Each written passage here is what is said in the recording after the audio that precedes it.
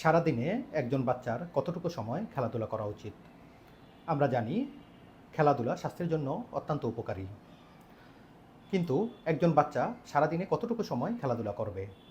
সাধারণত ৩ থেকে ৬ বছর বয়সী একজন বাচ্চা সারাদিনে অন্তত ৩ ঘন্টা সময় খেলাধুলা করা উচিত।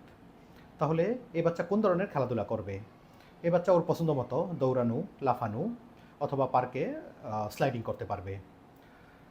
৬ থেকে ১৮ বছর বয়সী একজন বাচ্চার সারাদিনে অন্তত ১ ঘন্টা খেলাধুলা করা উচিত এবং এই ১ ঘন্টা ২ ভাগে ভাগ হতে পারে। অর্থাৎ সকালে আধা ঘন্টা খেলাধুলা করতে পারবে অথবা বিকালে আধা ঘন্টা খেলাধুলা করতে পারবে।